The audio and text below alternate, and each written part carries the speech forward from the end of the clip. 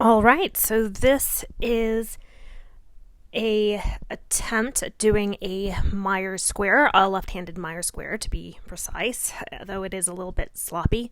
So my HEMA club is basically doing this 30-day cutting challenge where we do different variations of the Myers square. This one is supposed to be just a very basic one, and as you can see, I'm being very slow and trying to figure out kind of what order to go in because the full Myers square kind of have to do these different types of moves. If I can figure it out, I will put it somewhere on the screen. So yeah, day one is just the one set. Day two is two sets. And right away, you can see that there are some pretty major issues. I definitely kept getting mixed up quite a lot, even though I literally had a copy of the diagram right in front of me. I mean, if I have this very stern, almost super serious face, that's because I'm trying to look at the diagram and make sure that I've got the right order, which most of the time I don't. Now, partly because of some feedback from some of the coaches and also some general feedback, I've been trying to not lead with my footwork, but that didn't always work. And sometimes I think I kind of overcorrected with the trying to move the buffer and the shoulders first, but I don't know. So day three is just three sets of the Myers square, and yeah, I definitely seem to have gotten mixed up a little bit. And not sure if you can tell here, but in the garden area, I'm constantly having to try to avoid certain obstacles. And I do later on, you'll see me try to move elsewhere or try to stand somewhere else. But no matter what, I keep whacking the tree, which is not ideal. But it's been very interesting to try and get a hold of this, or I guess, get a hold of how to do this. But what's been helpful is I can often post these on my club's Discord server, and some very nice coaches give me a few tips. Like here, I noticed that my kind of crosses are very, very sloppy, and so there was the recommendation to try to find a particular target to focus on, which I was kind of going all over. And here you can see I've got a different place to stand, and there's a different variation. So for day four, we have to do four sets, but each are to long point.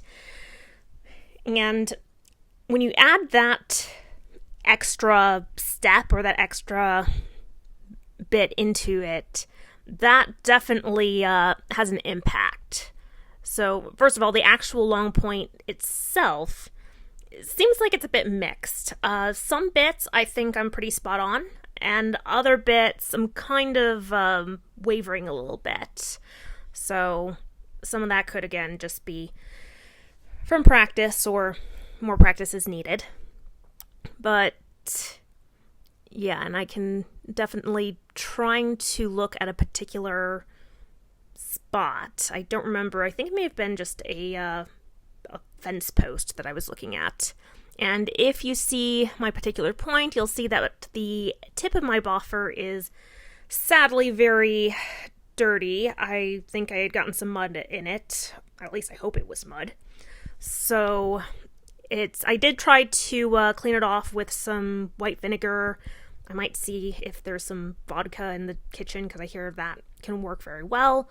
But that's, I am aware of it, and I will, if I haven't already cleaned it, I definitely will. So apologies if you're cringing at that. I know a boffer isn't quite the same as a steel weapon, but still, I want to take care of my kit as much as possible so it doesn't get too beat up. And yeah, I'm keeping doing the long point, although there were times I think I forget that I need to do it to long point, so that makes it a little bit tricky. So yeah, and around this time I've decided to, I'm just going to count how many sets that I'm doing. So here, this is my second set. Also started wearing kind of my undergloves. So these, I obviously would not use these for an actual spar, but they're undergloves that I use for like my sparring glove mittens, or if I just need basic gloves to keep dirt or anything away. I think it was also because there were several days where it was bloody freezing. Oh my goodness. It was pretty cold, I think. Definitely muddy. I don't know if you can tell, but most of the days that I've been filming, there was just so much mud, and that already made footwork very difficult. And yeah, I think there have been some days where I have lost track of time, but here I was able to correctly get to the third set. Now, don't worry, at some point when I kind of put all these together, I'll see if I can speed these up, kind of edit down, because I don't know of too many people who actually enjoy watching the Myers Square or bad versions of the Myers Square over and over. But hey, if you are kind of interested, go right ahead. But yeah, when you add that extra, basically that extra step of putting the set to long point, then I noticed that it's a little bit harder for me to keep track of my footwork. It's more difficult to, keep track of other things. But day 5 was a rest day, so that's all fine. And then day 6, as you can see, it was very windy. And it was, I think, pretty cold as well. Now this one, I think, was pretty much identical to day 4. So and I think I was at a slightly different spot. I mean, I looked a little bit further back than I was before. But still having to avoid the tree with mixed success. I'm not sure if it's in this particular clip, but there were times I've accidentally whacked a kind of bird bath, have a few small ones in the garden, and there's been a few times it's taken a little bit of a spill, so that's unfortunate. But yeah, this particular one, there are some times where I'm doing these drills or exercises and it feels like it takes ages. But then there are other times where I think, oh, that must have taken such a long time and only took a couple minutes. So at this point, I'm pretty sure, I think in my last video I said that I had been doing HEMA just under 4 months, and now it's been more or less exactly 4 months. So yay!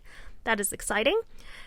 And that, just trying to see what else I'm doing. I think it's definitely trying to kind of keep an eye on the diagram, because you'd think I would have Myers Square memorized by now, but I definitely do not.